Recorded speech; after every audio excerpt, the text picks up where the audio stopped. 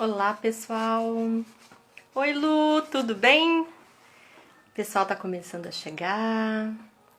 Tati, querida, obrigada por estar aqui comigo. Muito legal estar com vocês aqui. Mais uma noite especial. E os contatos, as trocas que a gente faz, né, são muito importantes principalmente nesse momento, né, que a gente tá muito reservado, muito em casa, né, se cuidando mais. Oi, pai, tudo bem? Oi, mãe, a família toda aí presente. E é muito legal, sabe? A gente tá fazendo essas trocas, né? São sempre bem importantes e sempre com o objetivo de trazer conhecimento, de trazer coisas novas, né? Um pensar um pouco diferente. A gente está aguardando aqui o Jailson, que daqui a pouquinho já vai chegar. De cima na mão, pronta pra live. Ô, Tati, é isso aí, é isso aí. Eu também, eu tô com um copo de água agora. Um copinho de água, eu tomei um chá, né? Mas é bem legal. Vamos ver se o Jailson entra na live. Onde está o Jailson?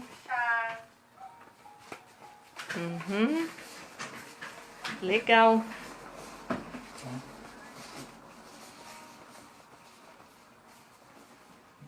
E vocês estão conseguindo se habituar com esses novos modelos de comportamento?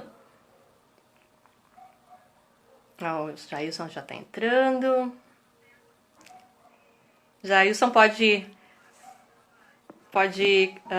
entrar na live que eu já te adiciono. Ele já está colocando aqui. Vou chamar ele um minutinho.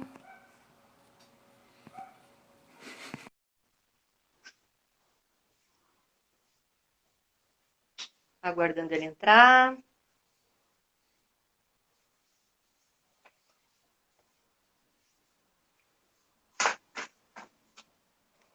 Ó, tá entrando.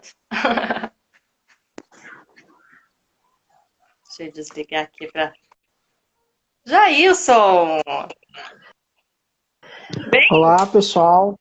Boa tarde. Boa noite Boa. já. Desculpa. Tudo Já, bem? já tá na noite, né? É que passa muito rápido esse dia, né? Quando a gente vê, já foi. Passou muito. É verdade. E tá tudo bem contigo? Tudo ótimo, graças a Deus. Comecinho de, de live, né? Aí, poder dar as boas noites aí para tua audiência, para os espectadores. E a gente quer bater esse papo aí. Isso aí, muito legal. Fico muito feliz por ter aceitado o meu convite, né, dentro desse projeto, que é um projeto chamado As Pessoas Inspiram. Então, onde eu trago sempre pessoas interessantes que estão no mercado, que estão com algumas pautas, fazendo alguma coisa na nossa cidade, principalmente, né, para a gente refletir, enfim, discutir um pouco sobre esses assuntos que são tão importantes hoje em dia, né? E hoje eu quis conversar contigo, né, sobre a valorização das políticas públicas. Quem é o Jailson, né? Eu vou fazer uma breve apresentação, mas eu gostaria que tu comentasse depois um pouco mais sobre quem tu és, enfim, né? Ele é graduado em administração, ele é empreendedor, gestor de projetos, né? Foi presidente da Sociedade do Cruzeiro do Sul, aqui de Novo Hamburgo, que é uma sociedade de carnaval, enfim, né? Uma escola. E também é ativista de pautas sociais, certo? E Exatamente. exatamente, né? Mas depois eu quero te ouvir mais, né? Agora é só uma palhinha, né, do que a gente vai falar. E para quem está nos escutando, eu só vou dar uma breve orientação do como vai ser a nossa live, né? Nossa live ela vai começar com o Jailson comentando com a gente como a sua história, como foi a sua história, contando um pouco da narrativa de vida dele, né? Depois a gente vai falar um pouquinho sobre os projetos sociais, sobre a questão das políticas públicas. Ele vai comentar também em que projetos ele está engajado, quais são as pautas que ele defende, né? E aí a gente vai conduzindo para o caminho do final, com com a finaleira da live. Mas eu gostaria de iniciar, antes do Jailson começar a falar, né, eu quero ouvir um pouco mais dele, começar com uma frase que eu assisti essa semana retrasada, o documentário da Michelle Obama, e eu achei muito legal uma frase que ela falou, que eu vou falar para vocês. Se quisermos chegar a algum lugar juntos, devemos estar dispostos a dizer quem somos. Eu sou a ex-primeira-dama dos Estados Unidos e também sou descendente de escravos. Então, assim, o quanto é importante, né, é falar sobre a gente. Então, a partir disso, eu queria que o Jailson comentasse quem é o Jailson, né? Sem títulos, enfim. Fala sobre a tua vida, né? Eu quero te ouvir. Vamos lá. Bem, como eu já dando boa noite aqui ao pessoal que está presente, né? Mais uma vez agradecer a oportunidade, o convite, parabenizar por esse projeto lindo aí, que é As Pessoas Inspiram, né? Estive acompanhando as últimas 2 entrevistas e realmente a gente sempre pode tirar um pouquinho com essas lições. Bem, eu sou o Jailson, sou criado, nascido aqui em Novo Hamburgo. Uhum. E para mim falar de mim, eu acho que é muito importante eu trazer um contexto social, né, na qual eu pertenço, né. Uhum. A cidade de Novo Hamburgo é uma cidade de colonização alemã. Eu nasci, né, enquanto pessoa negra. A gente, no desenvolvimento, no nosso crescimento, a gente vai ao longo da vida encontrando alguns percalços, né? E a gente, desde muito cedo, a gente tem essa questão de buscar o nosso lugar ao mundo, da gente fazer esse debate, fazer essa avaliação, né, de onde estão as pessoas iguais a mim, a qual grupo eu pertenço, e a gente também, desde cedo, vai acabar contrastando com a questão, muitas vezes, do racismo, né? Eu acabei enfrentando isso ainda com 10 anos de idade, e isso ali, de alguma forma,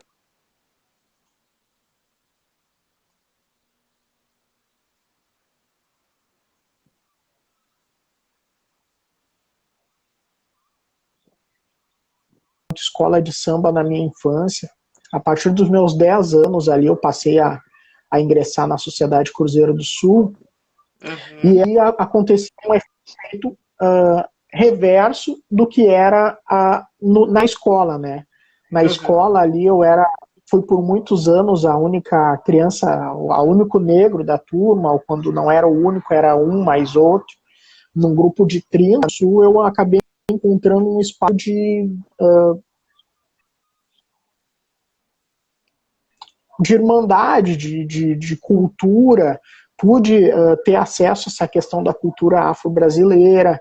Então, fui ali, a partir daquele espaço, reconhecendo as minhas raízes, né? Mas, seguindo aí para frente, enfim, eu sempre tive em vistas que a educação, ela era uma ferramenta importante, capaz de transformar as narrativas, né?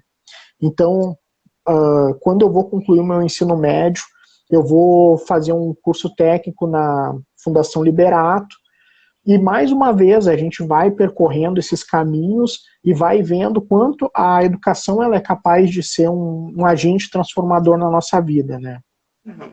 Vão se passar mais alguns anos, eu acabo me formando na Fundação Liberato e via programa do ProUni, eu acabo acessando a universidade, a Unicinos, né? Vou cursar graduação, então, em administração. E, mais uma vez, eu fui me vendo cada vez mais, ocupando alguns espaços por meio da educação, mas sempre sendo exceção, sabe? E, então, essa coisa sempre foi muito questionadora para mim, né? Do quanto a educação podia estar sendo importante na minha vida e transformando a minha narrativa, e eu fui vendo o quanto a falta dela, né, ou não acesso a ela, acabou comprometendo outras narrativas que haviam começado muito semelhante à minha. Então, eu acho que a minha apresentação, assim, eu acho que é muito importante destacar isso, né? O papel que a educação teve na minha vida e, a partir disso, como eu vou fazer essa compreensão de mundo e de sociedade. É verdade. E é tão legal, né, a gente ter essa ideia de que realmente a educação transforma, né? Porque realmente, assim, dentro vou te dizer que em todas as etnias, enfim, para qualquer pessoa, né, a educação vai transformar. Para mim, ela também foi reveladora, né? Porque se eu não tivesse me dedicado à questão dos estudos, talvez eu não estivesse onde estou hoje, né? E a gente perceber isso, assim, é fundamental e passar isso adiante, né, para as próximas gerações. Mas assim, vamos pensar. Com relação à tua origem, assim, tu tem conhecimento? Essa narrativa ela foi apagada para ti ou tu foi atrás? Enfim, conta um pouco mais sobre isso pra gente. Se tem importância para ti também, enfim, né? Com certeza, com certeza. Essa relação cultura e educação, para mim, elas são sempre muito presentes. E quando eu falo cultura, é essa primeira parte ali da minha apresentação, né, do quanto a sociedade Cruzeiro do Sul, ela faz parte da minha vida e através da cultura eu vou me perceber e vou tentar reconhecer essa história, essa narrativa, né. Então, posterior a isso, paralelo a esse estudo, ou seja, a Fundação Liberato e posterior à graduação, eu fui construindo uma carreira dentro do carnaval, né? Principalmente no carnaval da capital, lá em Porto Alegre. Então eu lá vou começar a galgar espaços dentro das escolas de samba de Porto Alegre, desde compositor, autor de temas enredo, e até chegar na direção de carnaval. E esse processo, então, de construção dentro do carnaval também, da minha história, vai fazer com que em 2015 eu passe por um marco muito, muito importante, né? Que nesse momento, enquanto eu estava em Porto Alegre, surgiu aqui na Sociedade Cruzeiro do Sul a possibilidade da entidade não desfilar. E eu estava já afastado há muitos anos por essa vivência em Porto Alegre, vou articular junto com outras pessoas uma alternativa e nesse processo eu vou acabar me colocando enquanto candidato a presidente e eu vou acabar assumindo ali a presidência da sociedade em 2015. Uhum. Exato. Só que aí, quando a gente, nesse meu retorno para Novo Hamburgo, vivendo algumas experiências do carnaval em Porto Alegre, do Rio de Janeiro, eu sempre entendia o espaço das escolas de samba como um espaço que poderia ser pensado enquanto protagonista de ações sociais na localidade em que estão inseridos. Assim como ocorre muito no Rio de Janeiro, as escolas de samba lá são praticamente agências de emprego, fomentam diversos cursos e capacitações, enfim. A questão dos esportes é muito presente também. Então eu vim assumir a Cruzeiro pensando isso. Nós vamos constituir essa ideia que se tem hoje enquanto escola de samba e nós vamos transformar em sociedade. A Sociedade Cruzeiro do Sul ela é fundada em 1922, começo do século passado, enquanto os negros estavam buscando espaços de sociabilidade dentro da cidade. Então vai-se haver essa organização, vai-se haver a fundação da Sociedade Cruzeiro do Sul como esse espaço de sociabilidade, diante do enfrentamento aos preconceitos que ocorriam naquela época, né? A gente está falando 30 anos após a gente está falando em 30 anos após a escravidão. Só que também o que eu percebi nesse período em que eu estive enquanto presidente era a invisibilidade que o povo negro, que essa história da contribuição dos negros havia sido apagada na história da construção da cidade, né, de Novo Hamburgo. Então, a partir disso, a gente vai começar a pensar diversas ações enquanto entidade da sociedade civil. Agora a gente já está começando a entrar um pouco na nossa pauta de hoje, pensando a Cruzeiro do Sul enquanto espaço da sociedade civil, sendo um agente de transformação junto com o poder público. Claro. Então, naquele momento eu era estagiário aqui da Prefeitura Municipal, dentro do gabinete, e vou conseguir fazer essa relação entre a Sociedade Cruzeiro do Sul, a Unicinos e a Prefeitura Municipal, pensando em alguns projetos, né? Legal. Então, a partir daí, vão nascer alguns projetos em parceria com com a prefeitura, outros com a Unicinos, e que vão começar a fazer com que eu migre esse pensamento enquanto cenário político. E daí quando a gente fala é política mesmo, né? A política necessária para todos nós, a política às quais nós, enquanto cidadãos, devemos nos apropriar, né?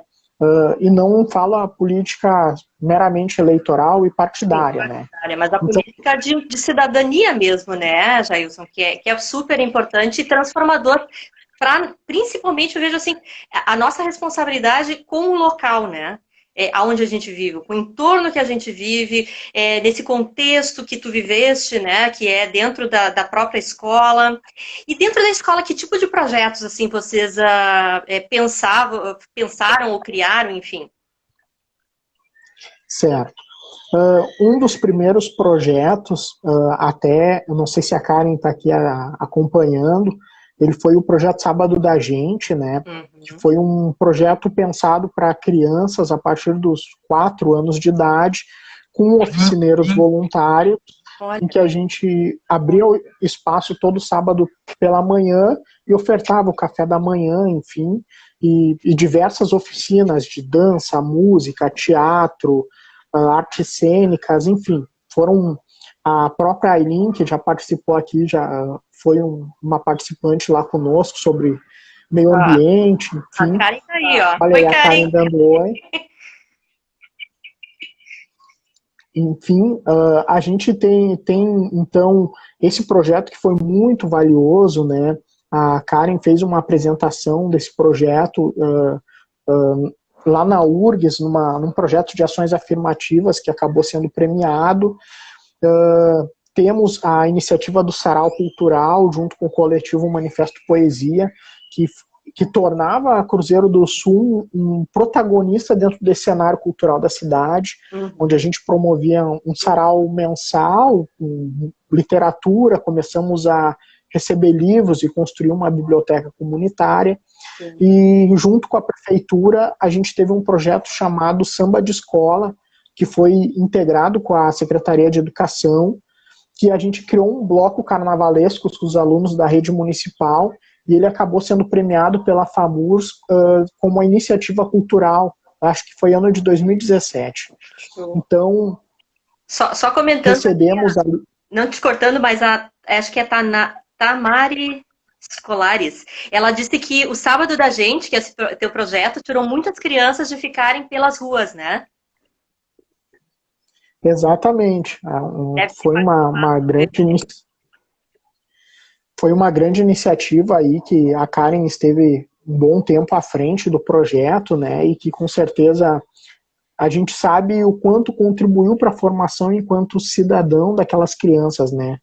A gente teve ali no começo um desafio que era de tornar a Sociedade Cruzeiro do Sul conhecida como um espaço de lazer para elas, como um espaço socioeducativo, né? Aquele espaço de aprendizado. Também a gente pode destacar aqui a oficina de taekwondo aí, que a gente conseguiu formar 2 alunos, 2 crianças ali, que até acabaram sendo graduados em faixas. Então foram alguns desses projetos, né, que acabaram dando uma visibilidade para Cruzeiro do Sul e contribuíram para essa nova visão da cidade em relação ao clube. A Lu também está colocando aqui que é muito bacana, é interessante divulgar, porque não sabe, muita gente não sabe, né, dessa existência, né? É a questão desse anulamento, desse apagamento da história, né? Principalmente do negro, enfim, dessa questão dentro de Novo Hamburgo, uma cidade, um clube que já tem 97, 98? Faz 98 agora. 98 anos, né, de existência. Então, assim, é bem legal como isso te conectou, né, nesse mundo das políticas públicas, né, Jailson? E é interessante porque eu também, quando a gente pensa em política pública, a gente pensa, tem muita gente que tem essa visão que é só coisa de lei, de não sei o quê, mas não é só isso, né, Jailson? Fala um pouquinho para nós, o que é política pública? Exatamente. Destacando, então, contribuindo ali com o que a Lu comentou, né, a gente às vezes acaba não tendo as ferramentas, né, necessárias também, o conhecimento, outras vezes, para a gente conseguir trabalhar com essa questão da divulgação, da comunicação, né? Isso aí a gente avalia que durante o nosso período de gestão ali sempre foi um ponto a melhorar, né? Mas com certeza eu acho que a gente conseguiu contribuir, mesmo que de uma parcela pequena, assim, com uma nova representação do clube para a cidade, que em 2017 foi tombado o patrimônio histórico e material aqui da cidade. Mas sobre as políticas públicas, a partir desse trabalho, né, no Cruzeiro, houve algumas manifestações de alguns amigos, algumas pessoas próximas, para que eu entrasse dentro desse processo político, né, eleitoral no caso. Então, ali eu comecei a fazer uma análise, fazer um pouco um estudo sobre esse cenário e acabei sendo um candidato em 2018 a deputado estadual. Então, eu era uma pessoa da sociedade civil, um cidadão, que não sabia como operacionalizava toda a estrutura política, não conhecia a parte burocrática, né, da política. Enfim, em 2018, após essa candidatura, eu passei a me interessar, né, por realmente adquirir essa bagagem de conhecimento, porque eu entendi que muitas das pessoas que acabam ocupando esses espaços, esses cargos públicos, não têm a devida qualificação, não sabem nem ao certo quais são as suas atribuições. Então, nesse processo, assim, eu comecei a buscar cursos que estavam começando a surgir, né, a respeito de formação política. E um curso que se destacou muito, assim, já em 2018, foi o curso Renova BR. A Renova BR, ela pode ser entendida como uma escola, né? Que o objetivo dela principal é pegar pessoas comuns e transformá-los em políticos fora do comum, pessoas com capacidade, com competência técnica, para poder cumprir com esse papel das políticas baseado em evidências, né? Então eu me inscrevi para esse projeto em 2019, foram mais de 30 mil inscritos. Nossa. E acabei sendo aprovado. Uau. Só um minutinho. Parabéns. Oi, Larissa. Tem uma galera que tá entrando, a Juliana também. Bem-vindas.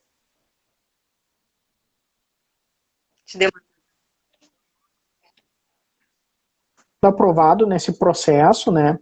Então, a partir dali, a gente acabou recebendo muito conteúdo a respeito dessa formação política, né?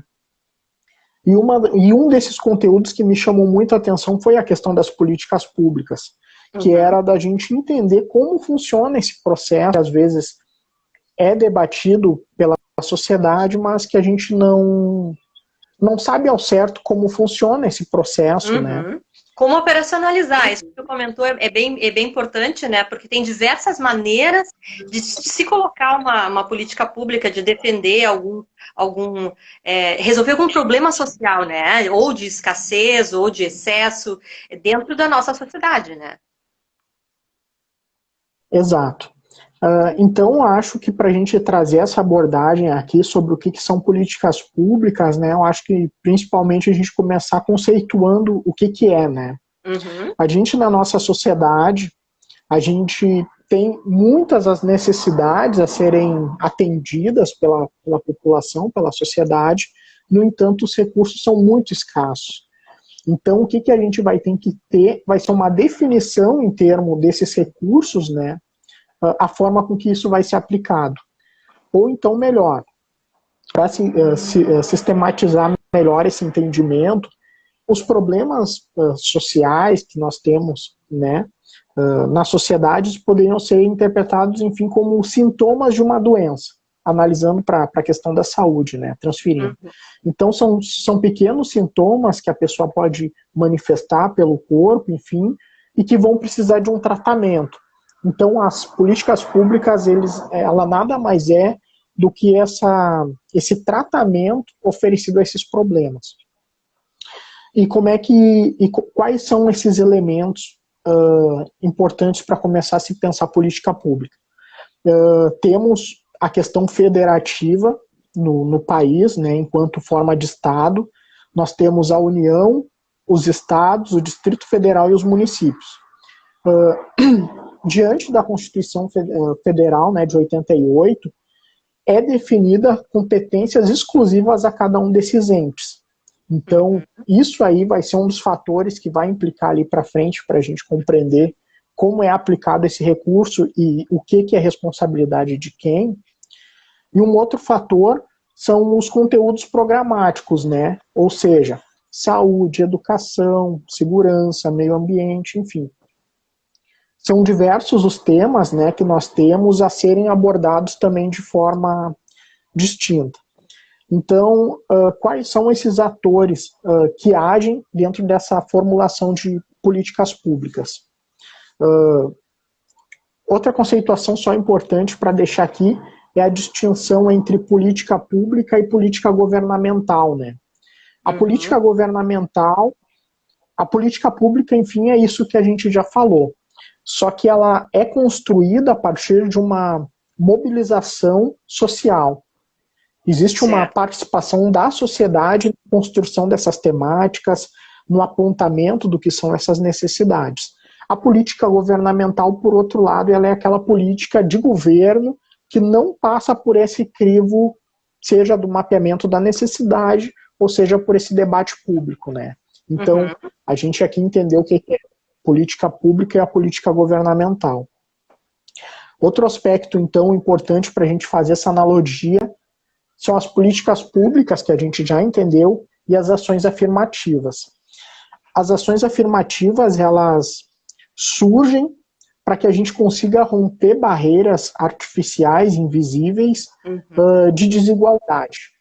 Ou seja, a gente vai estabelecer uma política que visa reduzir ou diminuir uma desigualdade, ou promover a equidade, a partir de critérios que vão fazer a promoção da etnia, da raça, do gênero, de religião, qualquer fator que possa ser capaz de distinguir um ser humano dentro da sociedade, né?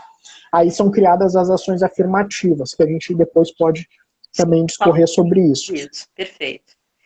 Aqui eu só comentando parabéns pela sua história na comunidade e pelo exemplo. Com certeza, Edson, bem lembrado.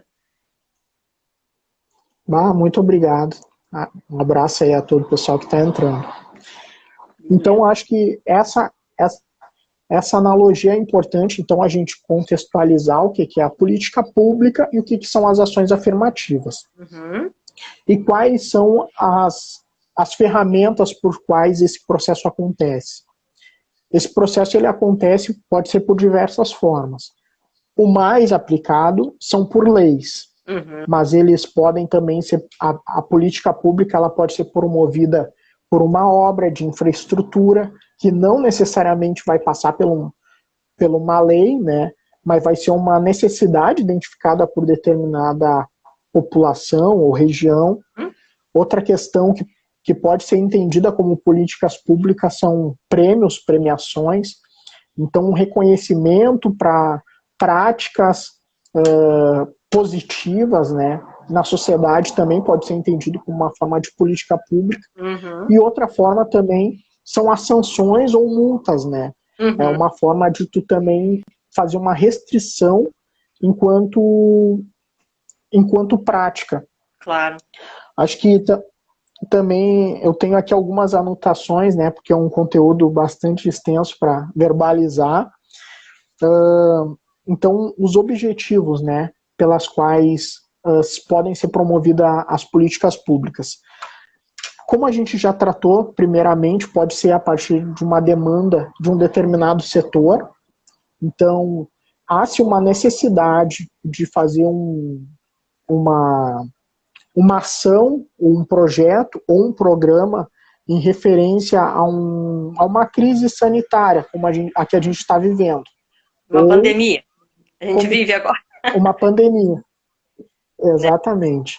Então, vai se tornar necessário esse momento de viabilizar isso enquanto uma necessidade, uma prioridade, enquanto um programa de governo, um programa de Estado. que vai se colocar uma prioridade de recursos nessa demanda. Uma outra forma que a gente pode entender também é a questão do desenvolvimento econômico. Então, como é que o Estado ele pode interceder dentro de uma situação promovendo mais empregos ou aumentando a renda da população? Vai pensar políticas agrárias para aquela cidade que tem a sua economia, né, rural. Vai pensar situações de benefícios fiscais para a atração de alguma empresa. Tudo isso entra dentro desse contexto do desenvolvimento econômico. E, sobretudo, então, acho que a característica mais importante que a gente percebe que é a de ampliar ou efetivar, de fato, a cidadania, né? Entendendo que nem todas as pessoas têm acesso a todos os direitos, né, que é para todos os cidadãos. Então, é necessário o Estado intervir dentro dessa promoção de cidadania. Uhum. E os teus projetos, Jailson, assim, eles são bastante voltados para que problemática, digamos assim, a questão, eu sei que tu pode falar com propriedade a questão do racismo, dessas desigualdades que a gente está vivendo, né? Eu não sei se tu pode comentar um pouco sobre isso e como isso afetou ou se não afetou a tua vida, né? Porque a gente às vezes fala em minorias, né? Mas na verdade, quando se fala em negro, mulheres, enfim, essas coisas, a gente fala em minorias, mas não são minorias, né? São a maioria da população brasileira. Né? Então, há uma inversão de valores, inversão de números aí, né? nessa brincadeira. Então, queria que tu comentasse um pouquinho sobre isso. Exatamente. Isso que tu traz é muito pertinente, assim, porque eu acompanho, né, o trabalho que tu já desempenha há um bom tempo sobre o fomento ao empreendedorismo, a questão das mulheres, e eu tenho acompanhado essa caminhada das mulheres que também são maioria, né, na nossa sociedade e que por vezes vão ainda passar por esse tratamento desigual, seja no mercado de trabalho ou seja mesmo na sociedade que a gente vive. Uhum. Essa questão de raça também hoje, entre negros e pardos, somam 55% da população. E nos Estados Unidos, que hoje essa quantidade chega a 20%, a gente vê que em 1965, lá havia um quadro nos Estados Unidos muito mais ainda, vamos dizer assim, muito mais pesado em relação à questão racial, de toda a discriminação que ocorria ainda nos Estados Unidos, agora na década de 60 e 70. Agora. Exato. A gente vê que os Estados Unidos, em pouco tempo, evoluiu muito, né, na questão do debate racial. E nós, aqui no Brasil, nós somos o último país da esfera ocidental que aboliu a escravidão. Poderíamos ter sido o primeiro, mas a gente, quando faz essa análise, a gente vai entender que isso nasceu junto com a nossa construção de sociedade. Quando os portugueses aqui chegaram ainda nesse tratamento com os índios, a gente vai começar a ver a forma com que a sociedade brasileira começou a se moldar. A Inglaterra, que foi o que começou com todo esse processo da escravidão pelo Atlântico, ela também vai ser a primeira que vai extinguir o processo e posteriormente vai pressionar outros países que ainda estavam assim seguindo.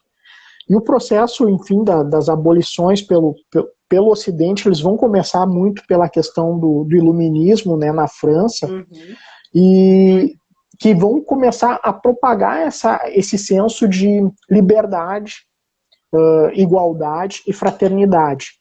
Então isso aí vai começar a ser a nova tendência dentro da Europa e dentro de outros países. Só que na questão do Brasil nós tínhamos um problema, que era qual? Não me adentrando muito, mas a gente sente que é importante a gente tentar entender a nossa sociedade hoje. Com certeza.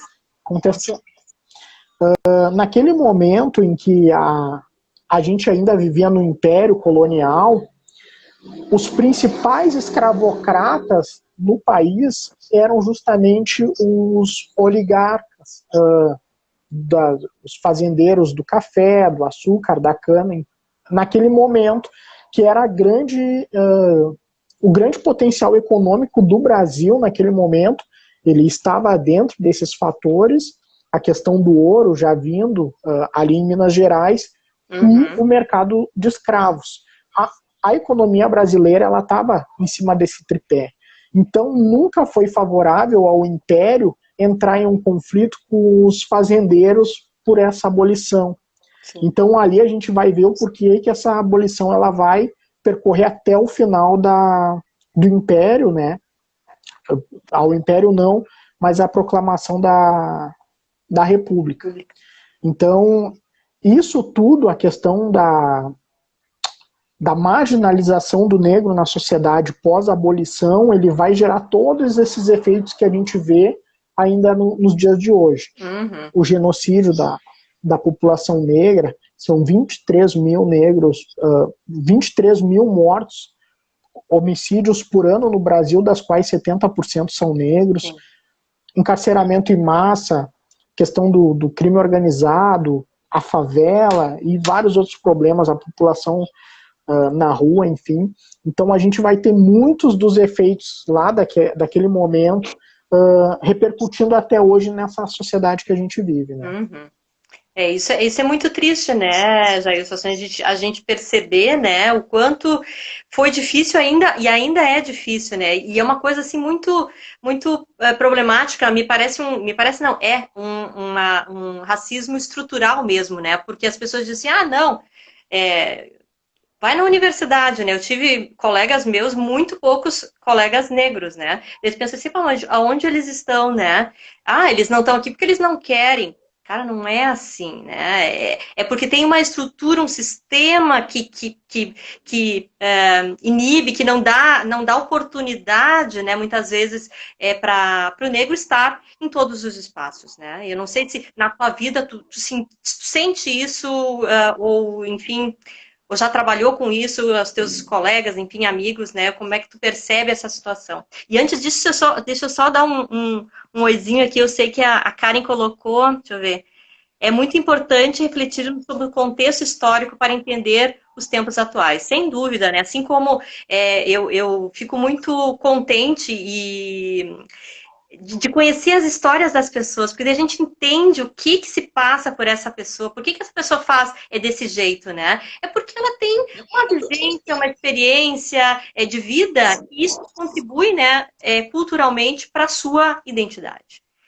Mas, enfim, agradeço aí o pessoal que está aí, a Tati também colocou, infelizmente ainda não temos preconceitos usados pela política e economia, fazendo muitas pessoas sofrerem. Sem dúvida, né? A gente não tem ainda uma política... na verdade, a gente tem um país racista ainda, né, Jailson? Exatamente. A gente vive numa sociedade em que se faz a pesquisa sobre o racismo e 90% das pessoas vão dizer que o racismo existe. Mas quando perguntadas para essas mesmas pessoas se elas são racistas, elas dizem que não são. Então, o racismo, o racismo ele opera enquanto estrutura, né? É importante a gente fazer algumas conceituações também, se tu me permite, porque daí, dentro dessa discussão que a gente vive hoje, acaba ficando... tornar mais claro, né, como essas manifestações ocorrem. A gente diz sobre o preconceito. O preconceito é a gente prever uma situação, uma realidade, antes mesmo de se deparar com ela. Então é fazer um juízo de valor, mas o preconceito ele opera dentro do inconsciente, de forma subjetiva, e que não necessariamente ela vai ser externada. Sim. Outra questão que aí a gente traz é a discriminação. A discriminação ele é o preconceito já materializado na forma de restringir o acesso a uma oportunidade, por exemplo. A discriminação eu vou separar, eu vou discriminar um do outro. A discriminação, ela opera dentro desse sentido, né? De inferiorizar uma das partes. Já agora que a gente vai entrar num outro contexto também, que geralmente ele é atribuído ao racismo, daí eu vou explicar, é a questão da injúria racial. A injúria racial é quando a discriminação é verbalizada, ela é externalizada. É quando aquele preconceito que eu tornei uma discriminação dentro, né, do meu subconsciente, eu vou exteriorizar ele para o mundo, revertido na questão racial. Por quê? Pode ter a discriminação, como a gente falou aqui, sobre gênero e outras, né? Então a injúria racial é quando tu verbaliza, quando tu externaliza e diminui outra pessoa pela sua raça. O racismo, ele opera em qual situação? O racismo, ele é tudo isso. O racismo, ele é a estrutura. O racismo, a gente ouve as pessoas também falar sobre o racismo estrutural e o racismo institucional. O racismo institucional, ele ocorre dentro das instituições, dentro de uma empresa, dentro de uma relação de trabalho, dentro de uma relação que envolve poder. Já, no entanto, o racismo estrutural, ele tem um pesquisador, Silvio de Almeida, o doutor Silvio de Almeida, que ele trata isso como um fato da sociedade, da qual o racismo ele só consegue se manifestar nessa relação de poder entre as pessoas. E vamos dizer, ele vai se aplicar em diversas formas da nossa sociedade. Aí vai ser pela questão do trabalho, da renda, da exclusão, da violência, das instituições políticas, a publicidade, como toda lógica de sociedade que a gente vive manifesta essa discriminação. Isso é bem legal, Jailson, tu trazeres, né? Porque eu vejo muita gente falando de tudo um pouco e se colocando como conhecedor de tudo e ditando, às vezes, até regras, enfim, sobre o que é isso, o que é aquilo, né? Mas é importante a gente ter esse conhecimento para saber como a gente pode trazer dentro dessas políticas ou dessas ações sociais que a gente está fazendo melhorias efetivas, né, para essa população e para todos os problemas que a gente encontra na sociedade, né? E eu não sei, na tua vida, assim, tu percebeu teve algum caso desse tipo, ou tu já pensou em fazer alguma política pública dentro dessa linha, dentro da tua vida?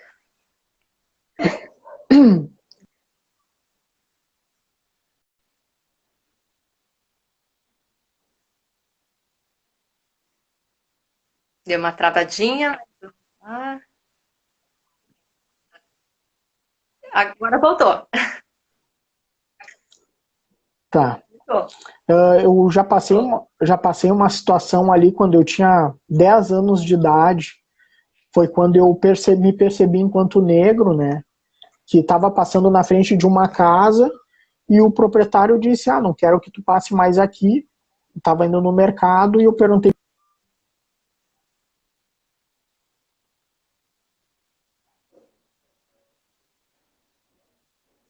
Acho que deu uma travadinha.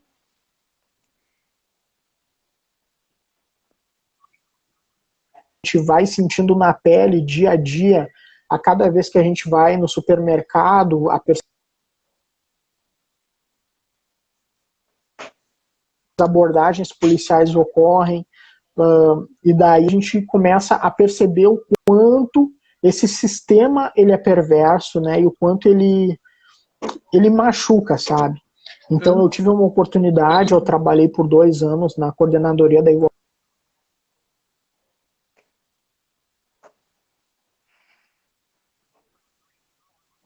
igualdade, então participei desse processo de integração deles aqui, e daí a gente vai se deparar com nas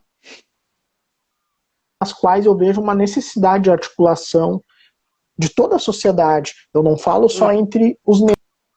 Claro. sociais é não dizer que eu sou militante só da pauta racial, mas eu tenho que ser engajado na questão da luta das mulheres. Eu tenho que ser engajado na pauta das pessoas com isso. Eu tenho que ser engajado na questão dos LGBTs, porque somente assim todas essas minorias, como tu trouxe, irmandados, a gente vai conseguir de fato gerar políticas públicas do que essas pessoas passam. Sem dúvida, né? E até tá dando microfonia aqui, só um pouquinho. Você tá com ele ligado, Alexandre? Acho que tem que desligar lá. Só um segundinho aqui.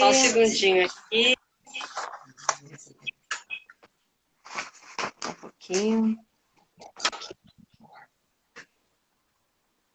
Dei uma microfonia. Eu vou tirar aqui do meu computador que fica melhor. Senão eu fico ouvindo eu mesmo. Não, mas agora até esqueci o que eu ia falar, mas enfim.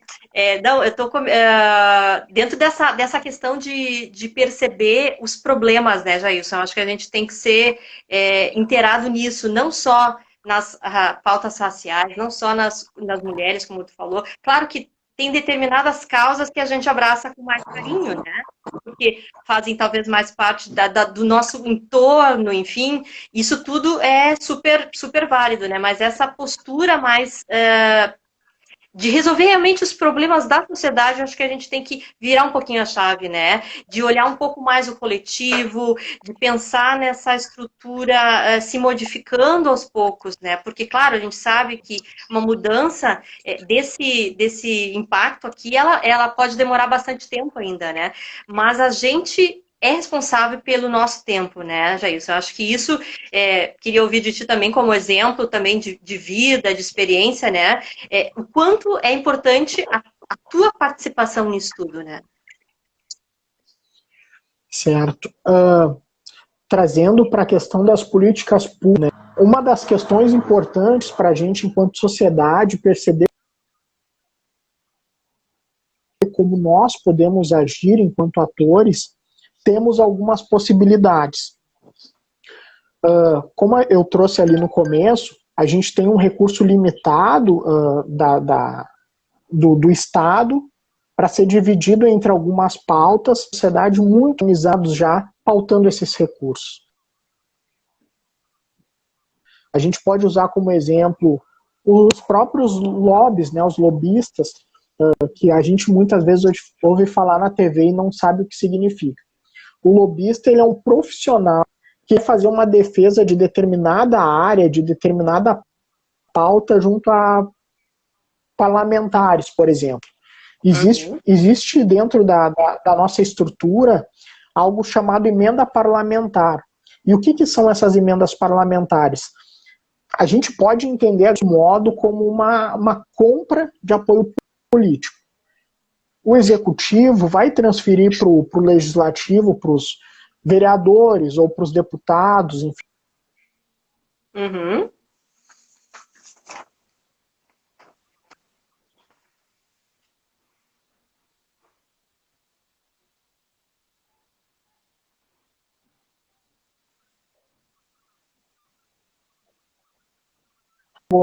Ele vai receber aquele valor e ele vai incentivar somente aquele valor aos seus eleitores. Então ele acaba sendo de um alto valor em políticas públicas não assertivas, não necessárias à sociedade. Sim. Então, por outro lado, existem quais os papéis que a sociedade civil ela pode assumir? Um deles são fazer parte dos conselhos municipais previstos na nossa Constituição, né? Então, eu aqui na cidade, eu sou membro do Conselho Municipal de Cultura, as quais a gente faz reuniões, pautamos toda a política pública do segmento cultural da cidade. Então, assim como esse, existem diversos conselhos municipais. Então, essa é uma forma com que eu vejo que a sociedade pode participar desse processo, de se apropriar desses espaços para poder pautar suas políticas públicas. Outro meio que eu acho que também é de responsabilidade de todo cidadão é fazer um acompanhamento nos portais da cidade, do estado, os portais de transparência, é fiscalizar, é a gente entender como é que vai estar sendo pautado determinado orçamento. Uhum. A política pública, ela se operacionaliza por leis, por decretos, mas ela vai passar por um processo que são as leis de orçamento. Existe 3 tipos de leis, né, que hoje é o plano anual, que é uma legislação apresentada que deve durar 4 anos, apresentando o orçamento da cidade. Outra vai ser a lei de diretrizes orçamentárias, e temos também a lei orçamentária anual. Então, a forma com que a sociedade civil se organiza, ela pode estar pautando políticas específicas para a sua realidade. Uhum, muito legal, muito legal. Já partindo agora, Joíssa, para a parte final, né? Eu vou ler mais uma frase aqui que acho que tem tudo a ver com o que tu comentaste, tá? Que é do Barack Obama também, tá? Agora é o casal aqui, a Michelle no início e o Obama no final. A mudança não chegará se esperarmos outra pessoa ou outro tempo. Somos nós mesmos os que estávamos esperando. Somos a mudança que buscamos. Então é basicamente isso que tu falou, né, Jéssica? Acho que estamos conectados aqui pelo virtual, né? E eu gostaria agora de deixar a palavra para ti se despedir. Quero agradecer imensamente a tua participação. Acho que você é uma pessoa bastante importante para a cidade, por todos esses movimentos que tu já realizaste, e sempre brigando e sempre buscando melhorias, né? E buscando aí uma forma melhor da gente se viver, né? Então, eu te agradeço de coração e gostaria de te ouvir agora as palavras finais.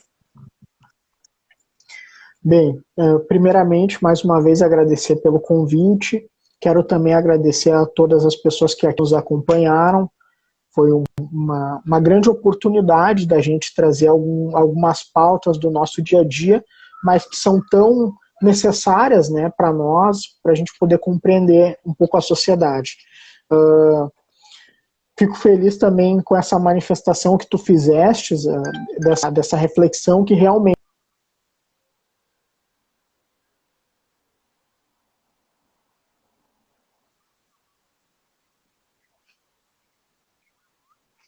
para todos os ouvintes, para todos os espectadores, enfim, é isso, né? Para a gente buscar ocupar esse nosso papel de cidadão, fiscalizando, entendendo melhor quais são os nossos direitos, os nossos deveres, para que de fato a gente possa contribuir com a sociedade. O que a gente vê hoje é que muitas das pessoas fazem a crítica, mas não apresentam soluções. Então, hoje um movimento que eu faço é de tentar compartilhar conhecimento para que todos nós possamos ser agentes da transformação. Ai, que legal. Muito obrigada. Agradeço também o pessoal que estava com a gente que está aí adquirindo conhecimento. Foi um papo muito legal e meu intuito sempre é trazer uma live, mas não só uma live de bate-papo, né? Mas que realmente a gente saia daqui com alguma coisa nova. Eu acho que isso a gente conseguiu com essa live, né? E com as outras que eu tenho feito também, que são de bastante valia para a gente refletir, para a gente pensar e ver de que forma realmente a gente se posiciona dentro dessa sociedade e para que a gente está aqui. A gente não pode passar pela vida, né, Jailson, simplesmente por passar, né? Eu acho que é obrigação nossa a gente se inteirar e a gente realmente transformar a nossa região e aí começar a transformar o mundo mesmo. Eu te agradeço de coração. Uma boa noite a todos, gente, e até a próxima. Boa noite a todos. Obrigada.